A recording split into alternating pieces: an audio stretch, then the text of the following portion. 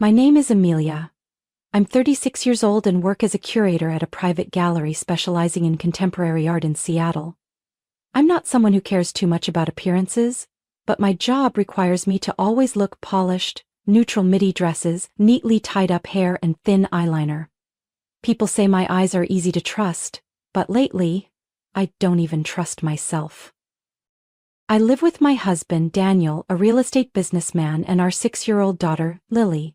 Our house is located in the northern part of the city on the edge of a quiet neighborhood, surrounded by pine trees and a lake that reflects the evening sky like a mirror. It's a 2-story house with a sloped European-style roof, rebuilt from an old structure nearly 80 years ago. When we first moved in, Daniel joked, "If there are ghosts, I'll make friends with them." But lately I'm the one who feels like I'm living with something invisible and not at all friendly. My mother passed away 3 months ago, suddenly while on vacation in Arizona. A heart attack, unexpected, with no warning, leaving behind only a will that had already been sent to the family lawyer. She left me nearly $2.5 million, mostly from stocks and real estate. I haven't touched a cent. Not because I don't need it, but because something doesn't feel right. Since the funeral, Daniel has been acting differently. Not exactly distant, but constantly busy. Sudden meetings, phone calls past midnight, and hushed conversations I overhear when passing by his study. Every time I ask, he laughs it off. "You're overthinking, I'm just trying to secure our future." I want to believe him, but deep down something chills me to the bone. Lily, my little girl with soft curls and amber eyes, has always lived in her own imaginative world. She could turn a crack in the floor into a treasure map or call drifting clouds sleepy lions. But lately she's been quieter. She often sits by the living room window, staring into the yard with an unreadable expression. "What are you looking at, Lily?" I asked one morning while pouring orange juice. She didn't turn around. "Don't you see? The shadows moving between the trees, they're whispering to each other." I gripped the glass tightly. "You're imagining things again."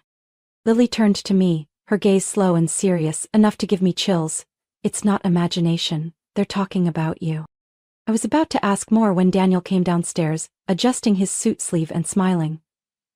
"I have to leave early today. There's a meeting with Japanese investors. If it goes well, we'll have an amazing vacation. Lily, what do you want Daddy to bring you from Tokyo?" She stayed silent. I forced a smile, but my heart was still racing from what she'd just said. I walked Daniel to the door and watched his Range Rover roll down the gravel road. A cold gust of wind made me pull my coat tighter. Though the sun was up, I couldn't shake the feeling that someone, or something, was watching me. Not from afar, but close. Maybe inside this very house. Everything started with my mother's death. And I'm scared the next one will be me. 3 days after Daniel left for Tokyo, Lily barely moved from the living room window. She drew more, but not flowers or castles like she used to. Every drawing was of a house surrounded by swirling black lines, with faceless figures standing behind the windows. I asked her what she was drawing and she simply said, "The ones who are waiting." "Waiting for who?" "Waiting for you to wake up." I was used to Lily's vivid imagination, but the way she spoke, slowly, clearly, without blinking, sent a chill down my spine. That night, I checked her sketchbook. One page had been torn out. The next showed our house, covered in red splotches with a long-hailed woman at the center, either sleeping or lying still. I tried to brush off my thoughts. Maybe I was just overreacting, still grieving. But things got stranger that Wednesday afternoon, when I was organizing the storage room and found an old leather notebook hidden behind a loose floorboard. The notebook had no name on the cover. Inside were rough technical sketches of the house, or rather the original structure. It showed an underground passage, a narrow tunnel leading from behind the kitchen to a room beneath the ground, completely separate from the main foundation. It hadn't been mentioned in last year's property inspection. When I brought the notebook to the living room, Lily looked up from her comic book and casually said, "I've seen that." I froze. "Seen what?" "That tunnel. In my dreams. A voice told me to show you the way." I swallowed hard. "What voice?" "Grandma's." I almost dropped the notebook. That evening while I was clearing the table, Lily dragged a chair over and whispered, "You shouldn't be home alone after dark. They don't like you being here." "Lily, don't say things like that. I heard Daddy talking to someone. He said if you disappeared everything would be easier." I stared at her. "Where did you hear that?" "His office. I was sitting by the door. He didn't know." I tried to stay calm, but my stomach was in knots. That night I snuck into Daniel's office. The computer was logged out, the drawers locked, but in the trash I found a crumpled stack of printed documents, a diagram of our home security system labeled full lockdown mode, and a blueprint of the house. One note was underlined in pencil: "Ensure there are no uncontrolled exit points." I collapsed onto the floor, my head spinning. What is happening? A text alert came through. It was Daniel.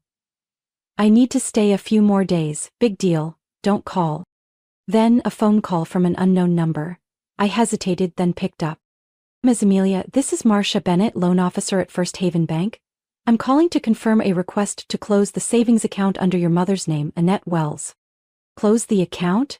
I gripped the phone. "I never requested that." "Oh," the woman hesitated. "The signature on file is yours, but I'm sorry, I can't share more without legal authorization." I hung up, my hands shaking. "Daniel, he's trying to take my mother's assets?" When I entered the bedroom, Lily was sitting on the bed hugging her stuffed bunny, eyes fixed on the window. "Mom," she whispered. "It's starting." "What is?"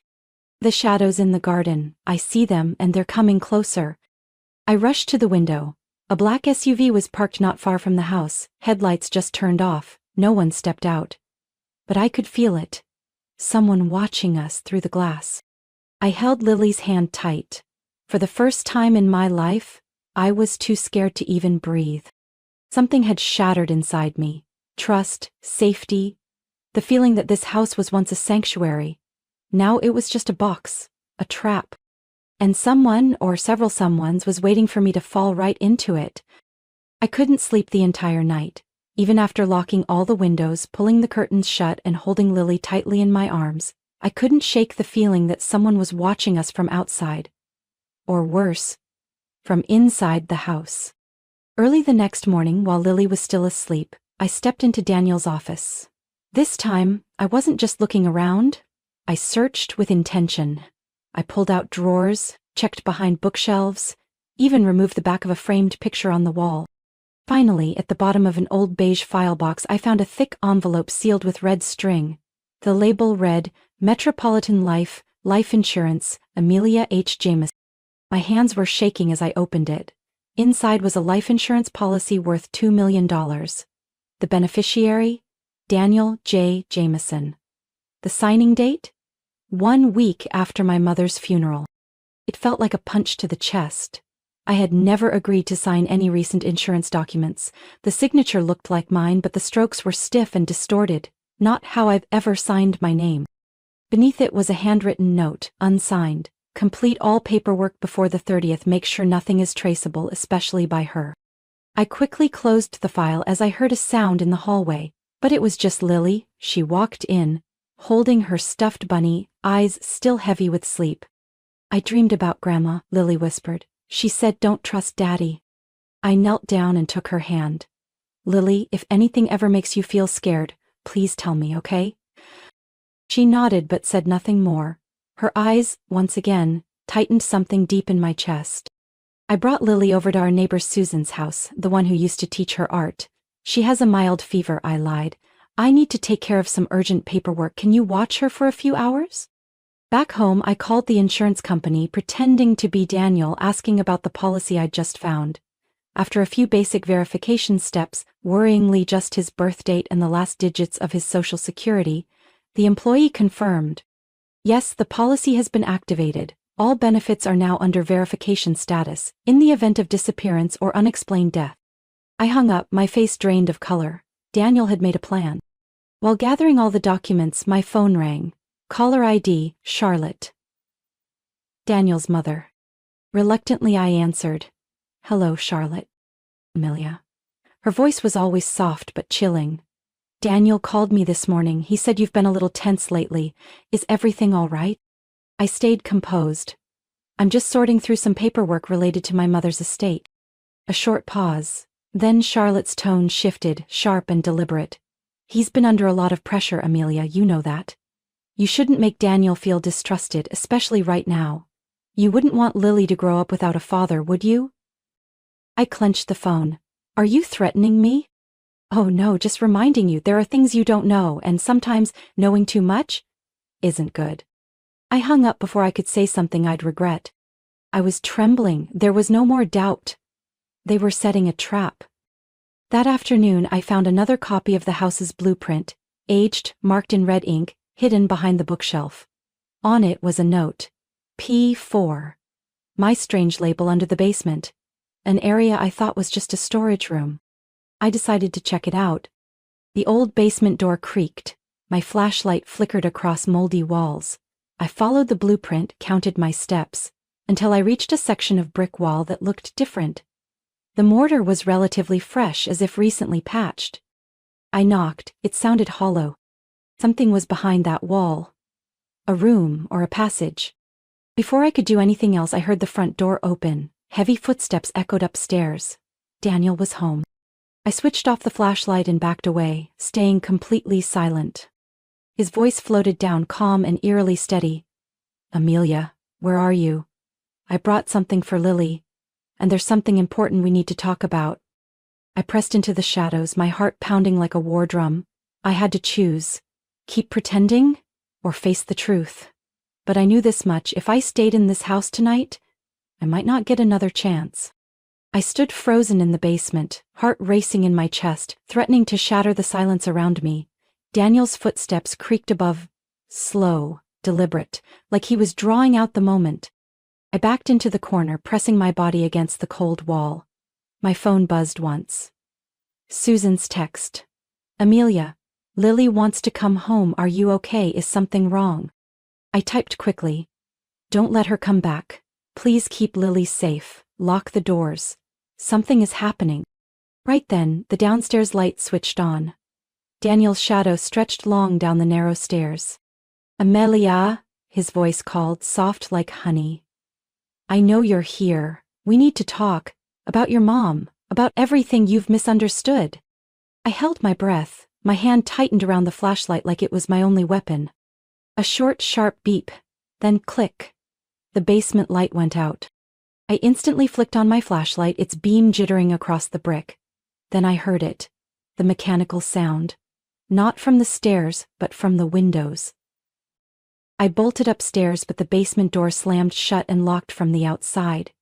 I twisted the knob. It wouldn't budge. I ran to the kitchen door. Also locked. All the windows, all the exits. Metal bars slid into place from the frames. Just like the security diagram I'd seen in Daniel's printed files. No alarm, no warning, just silence, the faint smell of melting plastic and a light trace of gasoline in the air.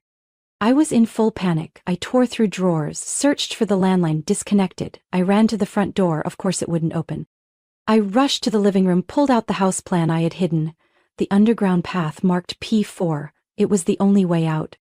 I sprinted to the kitchen, yanked open the pantry. Ran my fingers along the paneling until I found a narrow seam. Pressed, click, click. A section of the wall slid aside, revealing a dusty, low wooden door.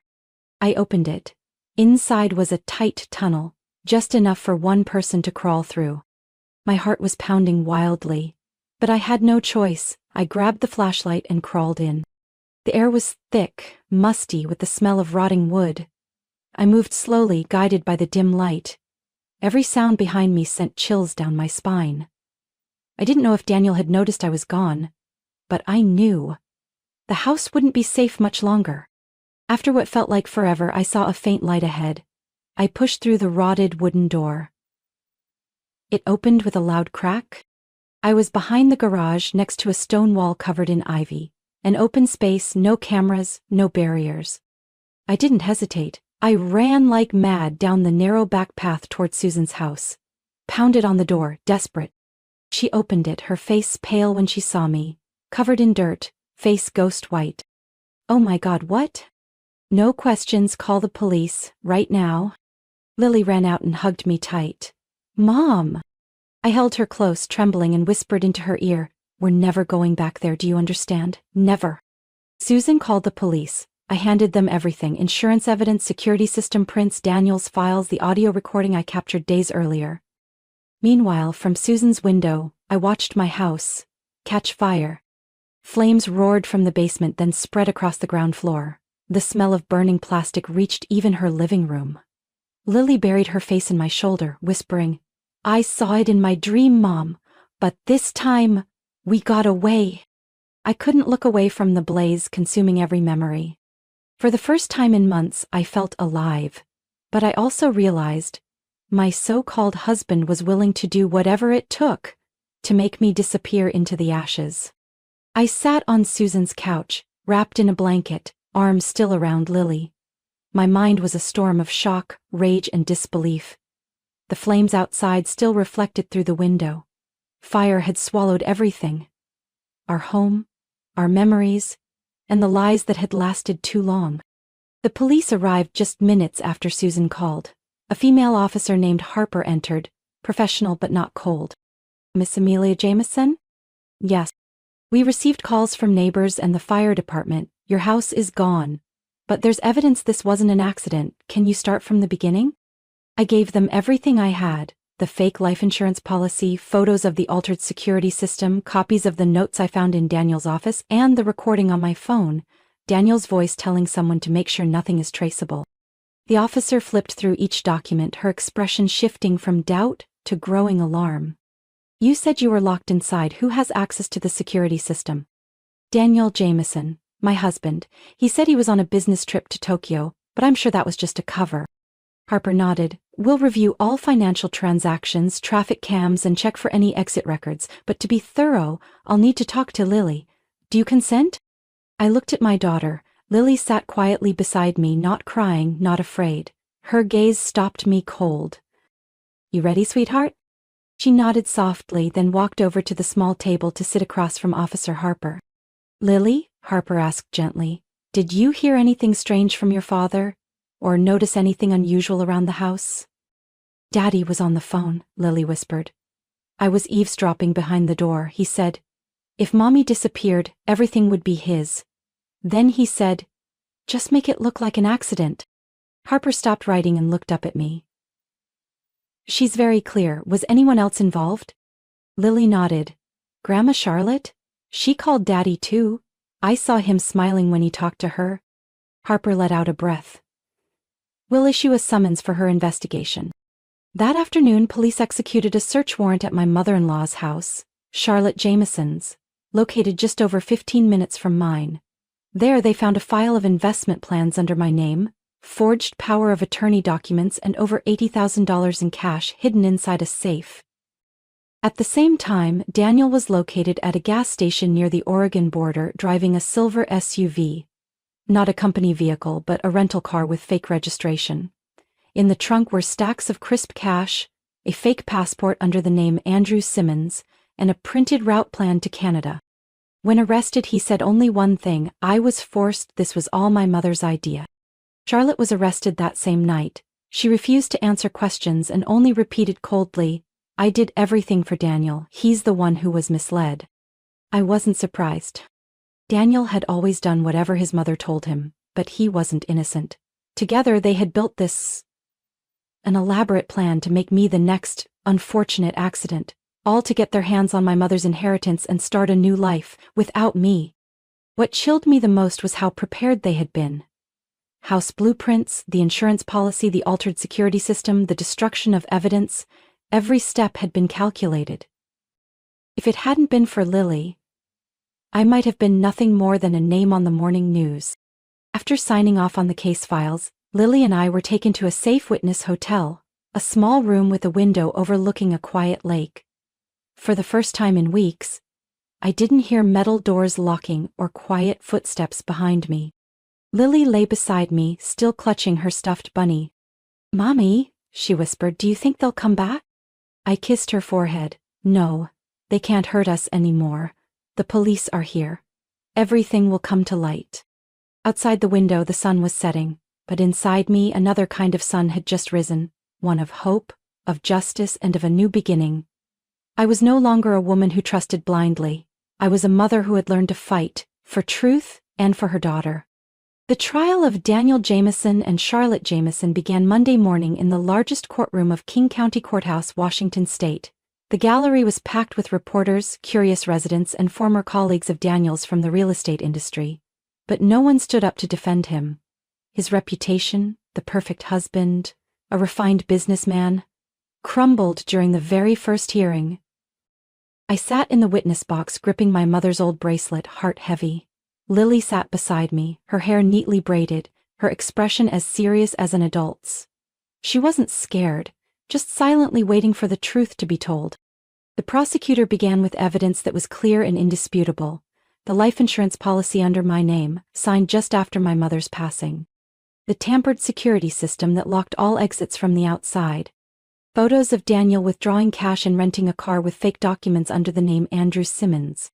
Testimonies from me, Susan, the neighbor, and especially Lily.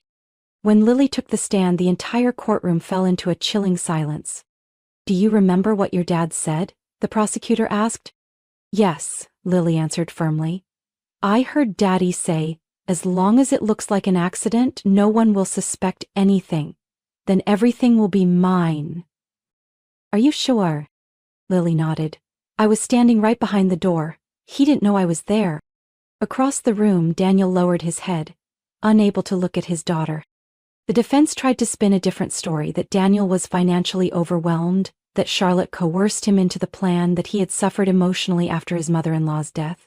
But they had nothing to counter my mother's journal, found after the fire, hidden in an old drawer in her storage shed. In one entry she had written, "Daniel keeps urging me to invest in his business, but when I ask for financial statements he dodges. I suspect something's wrong. I'm worried about Amelia, he's too confident." That journal entry was the final blow. The prosecutor closed with a powerful statement to the jury. Daniel Jamison didn't just attempt to end his wife's life. He was prepared to turn his 6-year-old daughter into an unknowing witness. This plan was supported by his own mother, Charlotte Jamison, who was willing to sacrifice anyone to give her son a fresh start built on another family's fortune. After 3 days of deliberation, the jury delivered their verdict. Daniel Jamison, 15 years in prison for attempted arson, conspiracy to harm a family member, and use of forged documents. Charlotte Jamison, 8 years in prison for conspiracy and falsifying financial records.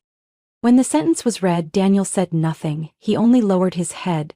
But for the first time during the entire trial, Charlotte screamed, "This is all your fault. If you'd done it right, I wouldn't be sitting here." Daniel turned to her, his voice ice cold. "You didn't force me to sign the policy. You didn't lock the doors. That was my hand." The man who once held my daughter so gently now sat slumped in a gray prison jumpsuit, eyes empty. The toxic bond between mother and son, twisted by control and delusion, finally broke, on the very stage they had created together. As we stepped out of the courthouse, reporters swarmed with cameras. One asked me, "Amelia, how does it feel to see justice served?" I squeezed Lily's hand and answered slowly, "Justice doesn't erase the wounds, but it stops them from spreading. I know that starting today, my daughter can finally sleep in peace." Lily looked up at me and whispered softly, "Mom, I dreamed about Grandma." She was smiling. She said, "Good job, Lily." I bent down and hugged her tightly. Even though I lost everything, my home, my trust, and the people I once called family, I held on to the one thing that mattered most: the bond between a mother and daughter, and survival not just in body, but in spirit. And that to me was the greatest victory of all. 3 months after the trial, Lily and I moved into a small house in Edgewater, a quiet lakeside town south of Seattle. No more automatic gates, no complex security systems, no towering walls, just a simple white fence, a front yard full of lavender, and a wooden balcony overlooking the clear blue water. We didn't need much, just the feeling of being safe and a place to breathe without looking over our shoulders. Lily quickly fell in love with her new school. She made friends with a small group of kids who also loved to draw and grew especially close to her art teacher, Miss Diana. Every evening, Lily brought home a new drawing, sometimes a wooden bridge over the lake, other times a portrait of me reading beneath a maple tree. She has a truly special inner world, Ms. Diana said during our first parent-teacher conference, and a rare gift for visual expression at this age. I nodded, not surprised. Lily had seen and survived things no child ever should. Art had become her own language, the way she healed wounds too deep for words. As for me, I returned to work at Gallimore Gallery, the place where I had been a curator before stepping away to care for my mother. At first, I worried I wouldn't be able to focus. But instead, every time I stood before a piece of art, I felt calmer, more grounded in myself. Outside work hours, I began planning a long-dreamed project, a foundation to support young female artists, funded in part by the inheritance my mother left me. I called it the Reviri Foundation, based on the idea of a Reviri dream, a voice for those who had once been silent, overlooked, or broken. We would host exhibitions, workshops, and provide scholarships for female art students, especially those who had experienced trauma, loss, or abuse. I wanted to create a space where women weren't just seen, but truly heard. At our first planning meeting for the launch exhibit, I ran into Ethan Torres again, an architect I had worked with the previous year on the restoration of a historic gallery. He was quiet, had a deep sense of aesthetics, and a rare ability to truly listen. "Melia," Ethan smiled gently when he saw me fumbling with a stack of layouts. "If you're trying to rebuild faith in the world, don't start by trying to raise every beam on your own." I laughed for the first time in days.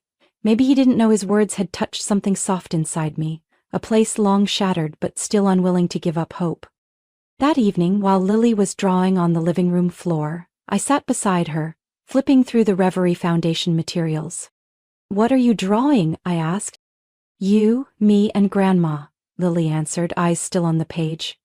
"We're standing in a museum full of paintings. I'm the one who drew them, you're the one who hung them, and Grandma, she's the one shining the light." My throat tightened. She had no idea what those words meant. Or maybe she did, more than I ever realized. A cool breeze drifted in from the open window, carrying the scent of lavender from the garden. I looked at Lily, then up at the creamy white ceiling of our new home. And for the first time, I wasn't afraid of the night. I didn't know what lay ahead, but I knew one thing. From now on, I would write this life myself. No more secrets, no more control, and no one else deciding my worth. I am Amelia Jameson. And I survived. Not to hide, but to rise. On Christmas afternoon, snow began to fall softly outside the window. Flakes landed gently on the wooden roof, dusting the balcony in a thin white layer. In the small kitchen of our lakeside home, the scent of cinnamon and melting butter from a freshly baked apple pie filled the air, blending with the soft jazz playing from the corner speaker. I was setting the table when Lily ran in from the living room, holding a small gift box wrapped in handmade green paper. "Mom, I made this for you." I sat down, took the box from her little hands, and gently untied the ribbon. Inside was a small wooden frame, holding a drawing Lily had made. 3 people sitting by a fireplace. Me, Lily, and a tall man with soft, curly, dark hair. I recognized Ethan immediately. "What were you thinking about when you drew this?" I asked, meeting her serious gaze. "I was thinking, this is family," Lily said slowly. "I know it's just us, but when Mr. Ethan's here, it doesn't feel empty. It feels warm." I stayed quiet. Outside, the wind brushed snowflakes against the glass. Lily's words echoed inside me like an answer to a question I'd never spoken aloud. "What is family, Mom?" she asked again, her voice softer. "Dad used to say it's about blood, but I don't think that's right." I lowered my eyes and placed the frame on the table. "Family," I began, "is where there's care, protection, and unconditional love. Not everyone with the same blood deserves that role. Family is the person who makes you feel safe, lets you be yourself, and never makes you afraid to ask for a hug." Lily nodded and smiled. "Then, we already have a complete family." I raised an eyebrow, teasing, "What do you mean?" "I think, if it's okay with you, Mr. Ethan could be part of our family.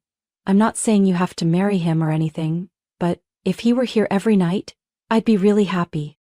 I laughed. "Whoa, what if I told you I've been thinking the same thing?" Her eyes widened. "Really?" "Really?" Just then, there was a knock at the door. Ethan stood outside holding a bouquet of white roses and a large paper bag. He wore a thick wool coat, a gray scarf wrapped around his neck, and his eyes lit up when he saw me. "You didn't forget about tonight, did you?" he asked. "I brought chocolate cake from your favorite place." I let him in. Lily ran over and hugged Ethan, like it was the most natural thing in the world. The room seemed to glow brighter, effortlessly. We had dinner by candlelight beside a small tree that Lily had decorated with paper ornaments she made herself. Afterward, Ethan told a story about being forced to sing in a reindeer costume as a kid at a Christmas pageant. Lily laughed so hard she nearly fell off her chair, and I cried from pure joy. When the clock struck 9, I tucked Lily into bed. Before falling asleep, she turned to me and asked, "Mom, will we still be here next year? We won't have to move again, right?" I stroked her hair and whispered, "No, this is our home, Lily, our real home. And no one can make us leave?" I squeezed her hand. "No one can take this place away from us anymore." Lily closed her eyes, a peaceful smile spreading across her face. I turned off the light and quietly stepped out of the room. Downstairs, I found Ethan by the fireplace holding a mug of hot cocoa. He turned and looked at me, his eyes softer than any words. "I never thought I'd find a place like this," he whispered. "But maybe? Family isn't something you're born into. Maybe it's something you choose." I nodded, and held on to. I walked over and leaned into him. The firelight flickered against the wall like a heartbeat. Snow continued to fall outside, but inside that little house there was warmth, peace, and a quiet promise. We had survived the darkest days to find each other right as the light returned. A new beginning, not perfect but truly ours. Amelia's story isn't just about escaping a dark plot.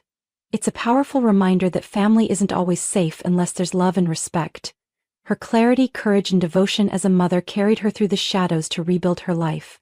In a world full of uncertainty, what matters isn't where you came from, but where you choose to belong. A place with real love, understanding, and unconditional grace. What do you think about Amelia's journey and the choice she made in the end? Share your thoughts below. And don't forget to follow the channel for more heartfelt stories about family, truth, and the courage to begin again.